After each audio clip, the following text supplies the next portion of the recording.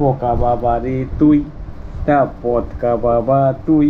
এরকম কি সব খাওয়াচ্ছ, আমাদের তো টাইম লাগবে এগুলো খাতে হজম করতে, বুঝতেই পারছি না কি খাওয়াচ্ছ তোমরা।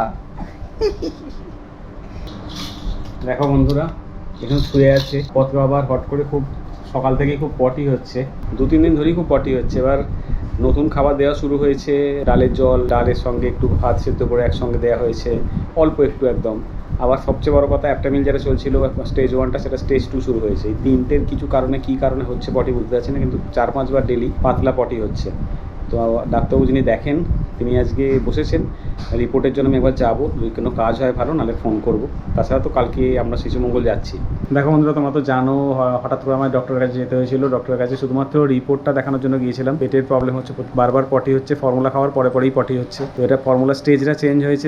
ডক্টর বললেন যে এরকম এখন হবে 1-2 সপ্তাহ। স্পেশাল ক্যাটাগরির ওষুধ দিয়েছেন, একটা ওষুধ না, একটা স্পোর্ট টাইপ অফ এন্টেরোজারবিনা দিয়েছেন। এবার ওটা খেয়ে কিছু উপকার হয় কিনা, এটা কোনো ওষুধ না। ডাক্তারবাবু বারবার বললেন ওষুধ নয়, actually one kind of sports, যেটা ওর পেটের কন্ডিশনটাকে ঠিক করবে। দেখা যাক কি হয়, আজকে থেকেই চালু করতে বলেছেন। Whatever it may be, ভুগছেও কন্টিনিউয়াস, সর্দিটা ছেড়ে ছেড়ে যেই সুস্থ একটু হলো, আবার পেটের প্রবলেম শুরু হয়ে গেল। দেখো, ক্লাসটা 5টার ক্লাস 6টায় করেছি, আর বসতে করতে প্রায় 6:30 হতে চলেছে। তো ক্লাসটা সেরকমভাবেই করতে হবে। এটা প্রিমিয়ারের ক্লাস যেটা চালু হওয়ার কথা, সেটা শুরু হয়ে গেছে অলরেডি।